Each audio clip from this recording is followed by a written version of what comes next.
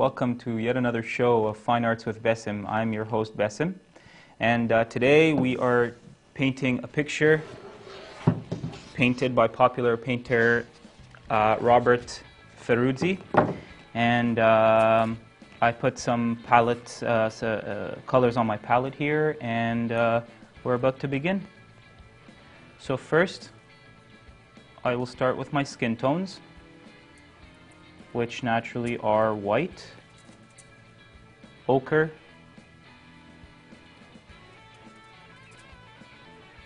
and flesh tint. Okay, and I prefer to start from the top down, and I will begin using St. Mary's, painting St. Mary's flesh. Okay, it's a very light color. That's good enough for now.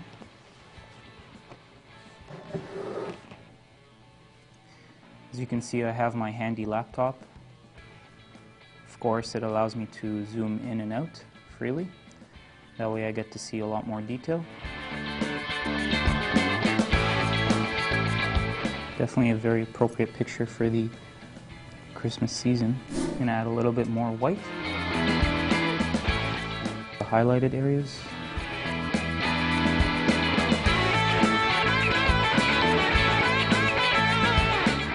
And I'm just using a size 8 brush, round tip. One of my favorite brushes. It blends beautifully, of course. And the bristles are very, very soft.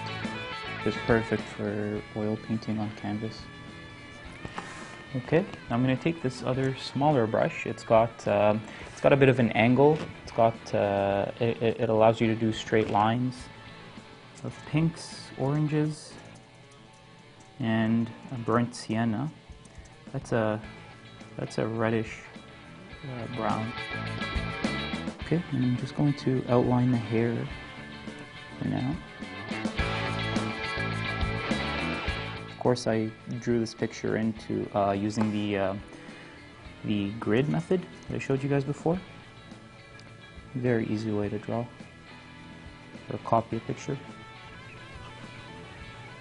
Okay, it gets a little darker up there, so I'll avoid that. I do want to outline the eyes. See, it's always smart to start from the top down, because this way you can rest your wrist, gaining more control and so on. Of course, I zoomed in on St. Mary's face so I can see a little more. Okay.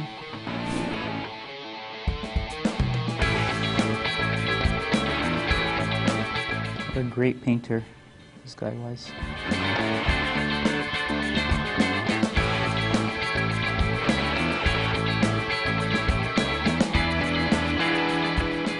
Again, more of the pink and the orange.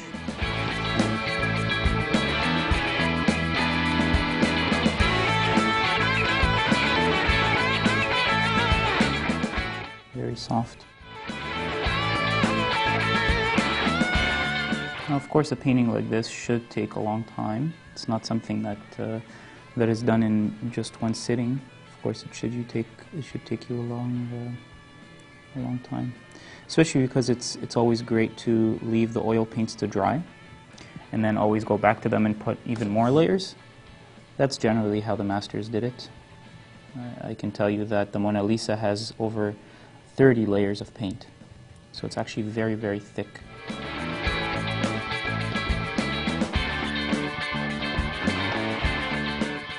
Sometimes it just hurts to see the painting look unfinished and leave it like that for a while.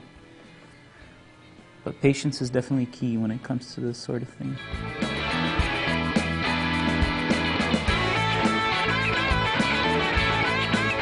Now I'm going to get my tiny brush, one of my favorites, and get a little bit of detail in the eye. Okay, and I'm using raw umber, which is the darkest brown. It's a very beautiful color. too much, of course.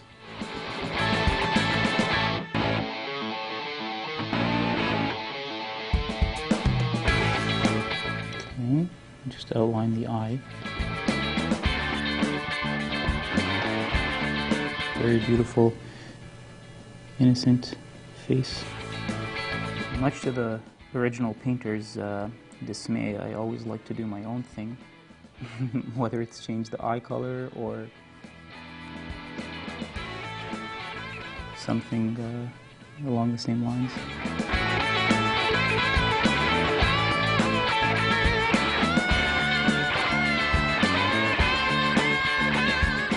I just very softly outline the nose.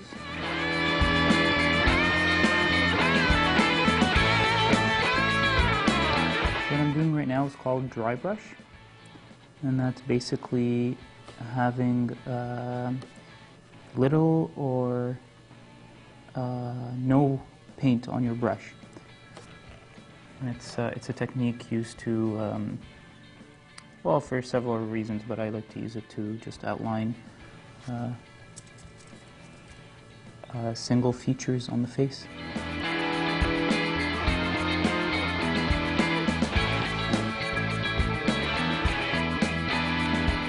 Well, I'm getting there, slowly but surely.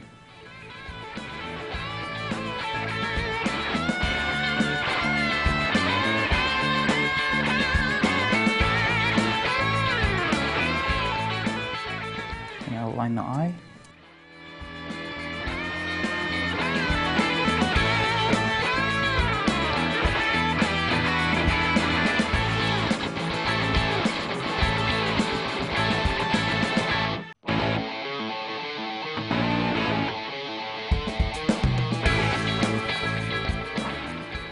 All right. Okay. It's very dark on this side. And again, I'm using my extremely handy tiny brush.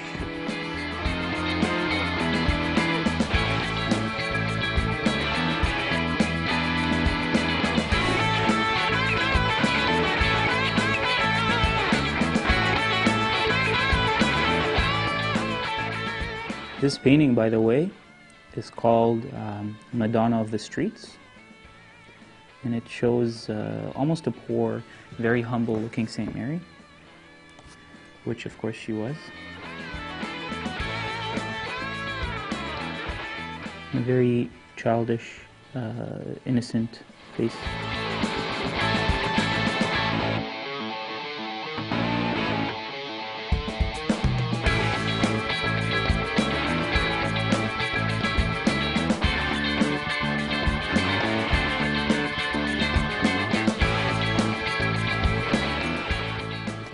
Now you don't want to use too much of the raw umber on the face because it does make it look a little bit more muddy.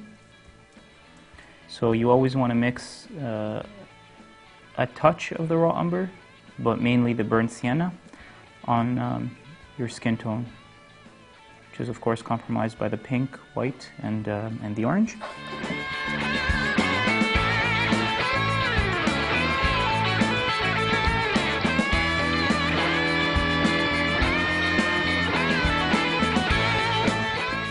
I think I'm going to put a little bit of that at the top.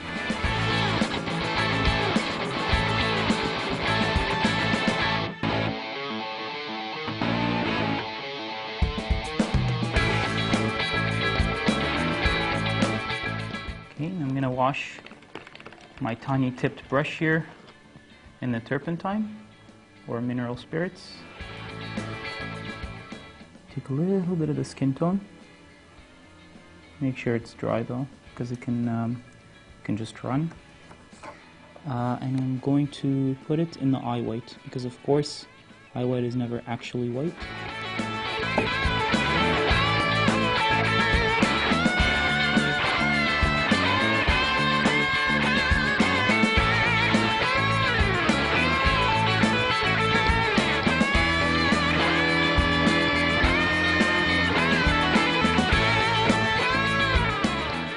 And there's a little bit of glare in the eye as well, but I think I'll leave that till the end. So I always like doing those.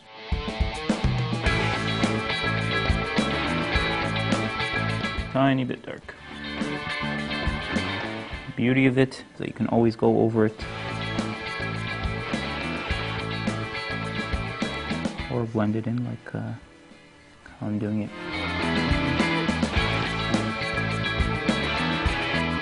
Okay, I think I'm ready to move on from the eyes and move down the nose. Okay.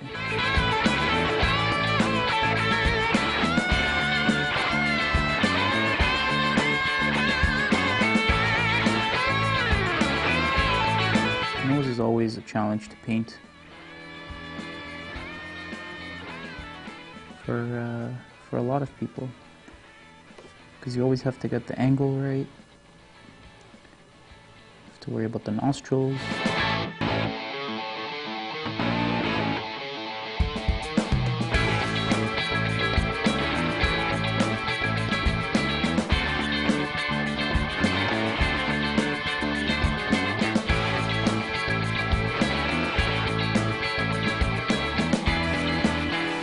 Outline the nose a little bit darker.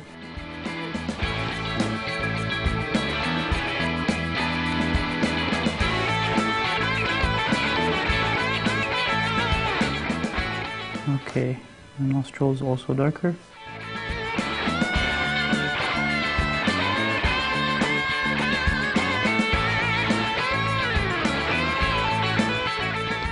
I know I'm going back to the eye, but it's always good to kind of leave something and go back to it when you realize something isn't right. Continue on the upper lip here. And the great thing about this brush is that it really reaches in places where other brushes couldn't reach, because it has this very unique angle to it. Very handy brush. Okay.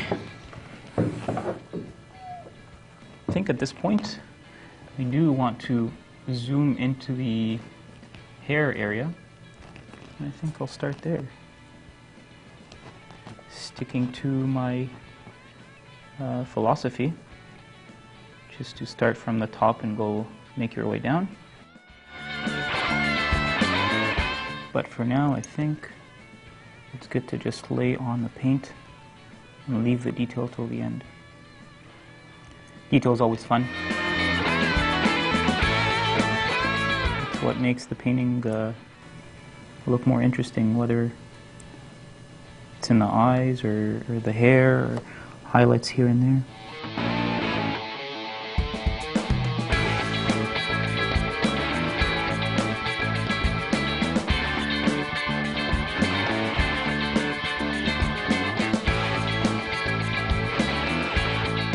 I'm actually slabbing on paint here for the veil as well.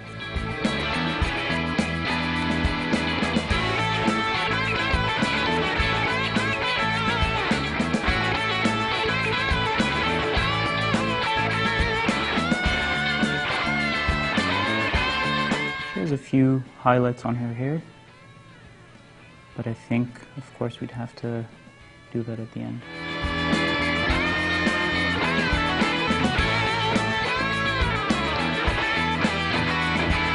Well, I like where this painting's going. I think we can leave it at that for now. At this point, the painting looks like this. And I'll leave it for a bit and I'll come back to it. Thanks for joining me, and we'll see you guys next time.